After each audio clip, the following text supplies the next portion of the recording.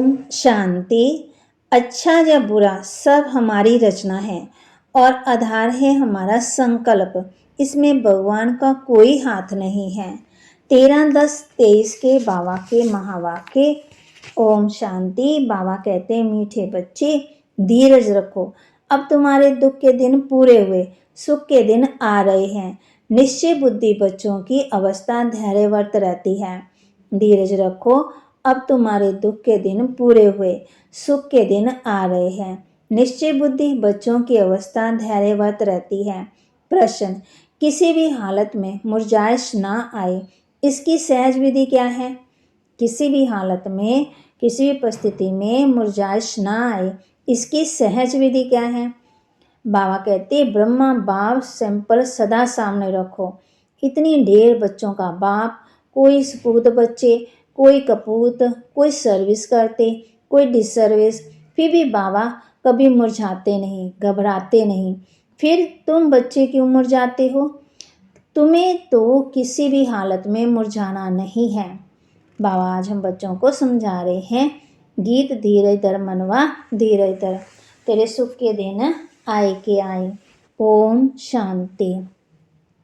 धीरज धर मनवा मनुष्य को नहीं कहा जाता, मन बुद्धि आत्मा में है, ये आत्मा को ही कहा जाता है। आत्मा के सिवाय परमपिता परमात्मा के और कोई कह नहीं सके कि धैर्य धरो, क्योंकि अधैर्य को धैर्य दिया जाता है। मनुष्य इस समय अब उनके पास धीरज नहीं है, धैर्य नहीं है। बाप के महावाक्य सिर्फ तुम्हारे लिए नहीं है, वास्तव में सारी दुनिया के लिए है। सारी दुनिया आस्ते आस्ते सुनती रहेगी, जो सुनते हुए आते रहते हैं। सबका सदगति दाता दुख हरता एक बाप ही है। ये है ही दुख की दुनिया। बच्चे समझते हैं अभी हमारे मुक्ति जीवन मुक्ति के दिन व कलयुग पतित दुनिया से छुटकारा पाने के दिन है। तुम्हारी बुद्धि में ये है, सो भी नंबरवार पुरुषार्थ अनुसार सबको ये धैर्य नहीं है कि अभी हम इस दुख की दुनिया से छुटकारा पाए, अपने सुखधाम जाएंगे। तुम बच्चों को स्थायी निश्चय रहना चाहिए, हमारे सुख के दिन अब आ रहे हैं। अगर श्रीमत पर चलते रहेंगे, इसमें आशीर्वाद व कृपा की बात ही नहीं है। बाप बैठ पढ़ाते हैं, सहज स्वराज्य योग सिखलाते हैं। पढ़ाई को नॉलेज भी कहा जाता है। तुम बच्चों को श्रेष्ठ मत दे रहे हैं। पहले पहले तो अटल निश्चय चाहिए, फिर कभी वह नीचे ऊपर नहीं हो सकते। गाते हैं, परवाह थी पार ब्रह्म में रहने वाले की, वह पा लिया तो बाकी क्या चाहिए? ये तो निश्चय है, उस भाव से स्वर्ग का वर्षा मिलना है, तो धैर्य पहले ही स्थायी मिल जाता है। ये है अविनाशी धैर्य। हम श्रीमत पर श्रेष्ठ शिष्टाचारी राज्य भाग्य स्थापन कर रहे हैं, बिगड़ कोई लड़ाई झगड़े। तो फिर मुरझाने की क्या दरकार है? भले घर में 10-12 बच्चे हो, बाबा को देखे हुए हैं हजारों लोग बच्चे हैं। कोई बच्चे हंगामा भी मचाते, कोई सपूत, कोई कपूत, कोई सर्विस करते, कोई डिसर्विस। फिर बाबा कभी घबराता है क्या? तो बच्चों को भी घबराना नहीं चाहिए।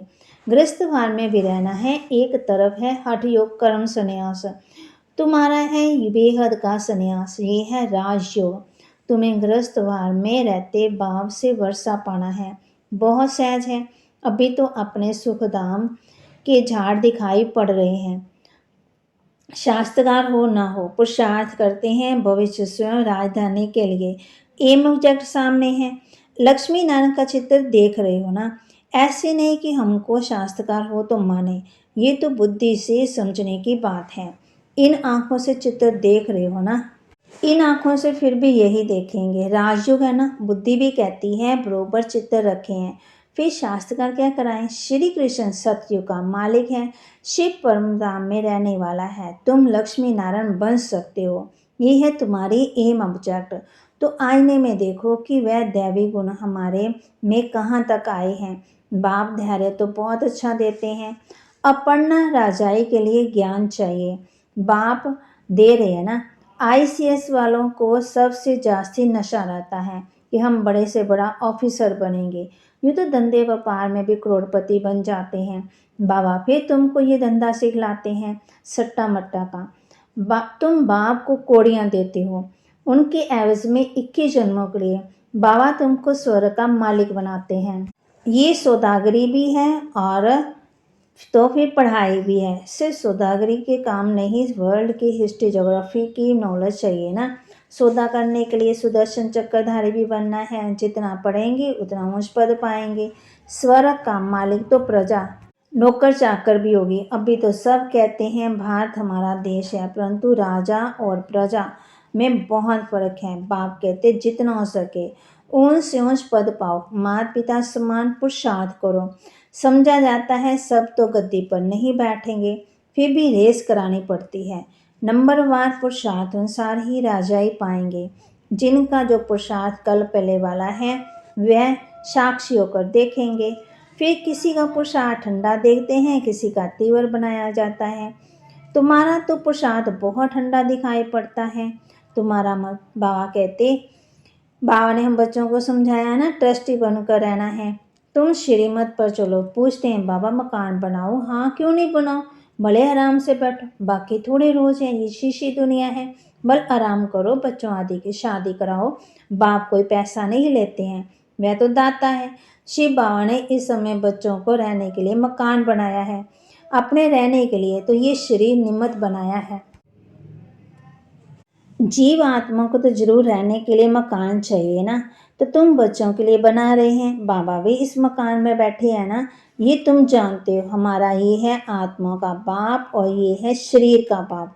तुमको अडॉप्ट किया है, तुम हमारे बच्चे हो। मम्मा बाबा कहते हो ना, इसको गोद लेना कहा जाता है। प्रजापिता ब्रह्मा को इतने बच्चे हैं तो जरूर गोद के ही बच्चे होंगे। तुम बच्चों को अडॉप्ट करते हैं। सरस्वती भी बेटी है ना, ये है बड़ी गूढ़ बातें समझने की। गीता भागवत आदि तो तुम पढ़े हो, ये बाबा भी पढ़ा है, परंतु अब तो श्रीमत मिलती है ड्रामा अनुसार। जो कुछ कहा है सो ड्रामा अनुसार, उसमें जरूर कल्याण ही होगा। नुकसान होता है उसमें भी कल्याण ही है। हर बात में कल्याण है। शिव बाबा है ही कल्याणकारी, उनकी मत अच्छी है।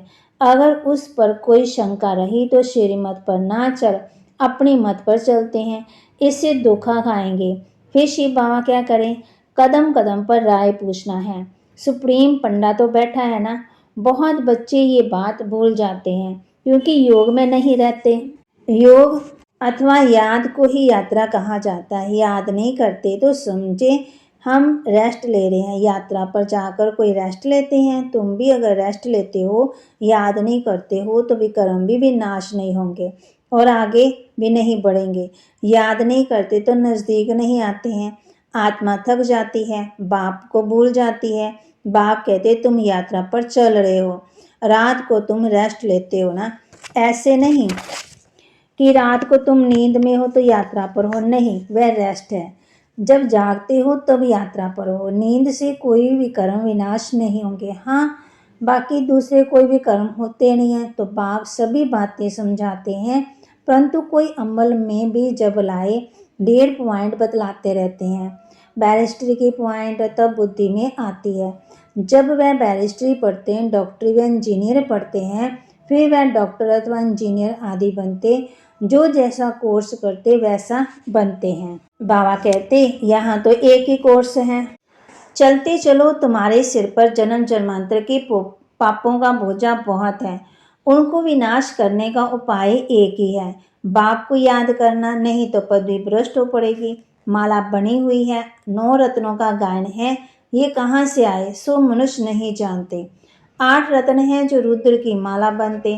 तो पुरुषार्थ अच्छा करना चाहिए। स्टूडेंट अच्छा पढ़ते हैं तो रजिस्टर से माँ बाप को पता लगता है। यहाँ तो बाप भी टीचर हैं और वह जाने तुम पढ़ते ही हो बाप से, रजिस्टर का भी उनको पता पड़ता है। तुम भी अपने रजिस्टर को समझ सकते हो, कहाँ तक हमारे में गुण है, मैं औरों को कहाँ तक आसमान बनाता हूँ। इतनी ताकत है जो कोई सामने देखे उनको शरीर बुला दे।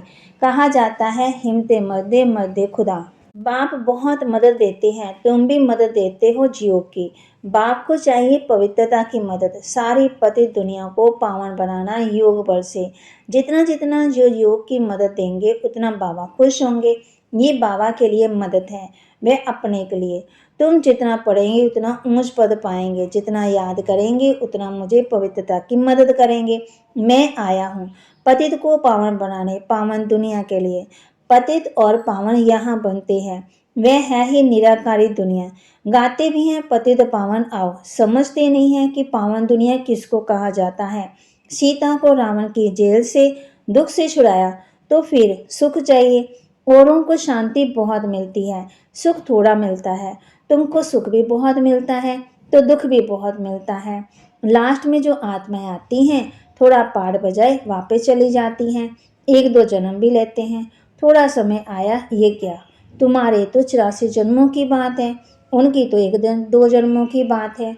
तुम 84 जन्मों को जानते हो, चक्कर को जानने से चक्रवर्ती राजा बनते हो, वह थोड़ी बन सकेंगे। उनके लिए ये ज्ञान नहीं है, ये ज्ञान तुम्हारे लिए है, जिन्होंने कल पहले भी ज्ञान लिया। अब तुमको पुरुषार्थ करना है, पुरुषार्थ का समय अब भी है और तुम्हारे लिए ही पुरुषार्थ की बात है। देवी देवता धर्म बहुत सुख देने वाला है, इतना सुख तो और कोई दे ना सके। ये अनादि ड्रामा बना हुआ है, सभी को तो हीरो हीरोइन का पार्ट नहीं मिल सकता। सब अलग अलग है ना, उनमें भी कोई अच्छे कोई बुरे अनेक प्रकार के हैं। श्रेष्ठ देवी देवताएं हैं, श्रेष्ठ उनको कहा जाता तो वह तो सतयुग में होते, परंतु वह कैसे बने ये नहीं जानते। कोई फिर कहते हैं श्री कृष्ण हाजरा हजूर, भगवान भी हाजरा हजूर। अब सब बातों को तुम समझ गए हो बच्चे।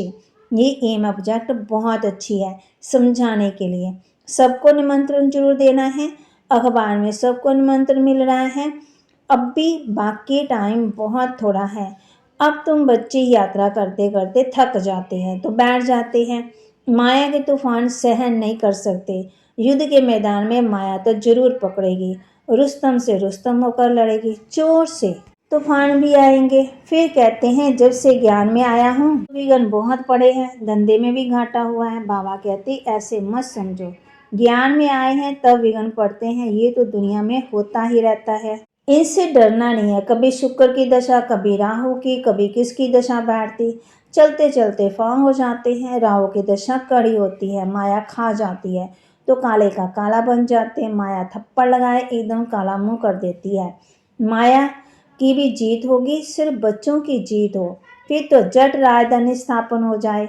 उस्ताद को भूल जाते तो माया थप्पड़ मारती है, ऐसे रूहानी साजन को सजनी को भूल जाते, ये भी वंडर है ना। अच्छा, मीठे मीठे सिकिलते बच्चों प्रति माता पिता बाप दादा का याद प्यार और गुड मॉर्निंग। रूहानी बाप की रूहानी बच्चों को नमस्ते, रूहानी बच्चों की रूहानी बाप दादा को दिल व जान सिकवा प्रेम से नमस्ते। ओम शांति। धारणा के लिए मुख्य सार, योग बल से पतित दुनिया को पावन बनाने में बाप का मददगार बनना है। याद की यात्रा से रेस्ट नहीं लेनी है, ऐसी याद हो जो सामने वाला अपना शरीर भी भूल जाए। योग बल से पतित दुनिया को पावन बनाने में बाप का मददगार बनना है। याद की यात्रा में रेस्ट नहीं लेनी है, ऐसी याद हो जो सामने वाला अपना शरीर भी भूल जाए। श्रीमत में कभी भी शंका उठाकर अपनी मत नहीं चलानी है। हर बात में राय लेते उसमें अपना कल्याण समझकर चलना है। श्रीमत में कभी भी शंका उठाकर अपनी मनमत नहीं चलानी है। हर बात में राय लेते उसमें अपना कल्याण समझकर चलना है। वरदान, सहयोग की शुभ भावना द्वारा रूहानी वायुमंडल बनाने वाले मास्टर दाता भव। सहयोग की शुभ भावना द्वारा रूहानी वायुमंडल बनाने वाले मास्टर दाता भव। जैसे प्रकृति अपने वायुमंडल के प्रभाव का अनुभव कराती है, कभी गर्मी कभी सर्दी, ऐसे आप प्रकृति जैसे सदा सहयोगी सहज योगी आत्माएं अपनी शुभ भावनाओं द्वारा रूहानी वायुमंडल बनाने में सहयोगी बनो। वह ऐसा है, वह ऐसा करता है, ये नहीं सोचो कैसा भी वायुमंडल है, व्यक्ति है, मुझे सहयोग देना है। दाता के बच्चे सदा देते हैं, चाहे मनसा से सहयोगी बनो, चाहे वाचा से, चाहे सबल संपर्क से द्वारा, लेकिन लक्ष्य हो सहयोगी जरूर बनना है। स्लोगन, इच्छा मात्रम अविद्या। इच्छा मात्रम अविद्या की स्थिति द्वारा सर्व की इच्छाओं को पूर्ण करना ही कामधेनु बनना है। सबकी मनोकामना पूर्ण करनी है। इच्छा क्या होती है? ज्ञानी योगी आत्माओं को ये भी चाहिए, मुझे ये इच्छा है, तभागते भी परे। आज हमने किस बात का अभ्यास करना है? याद की यात्रा में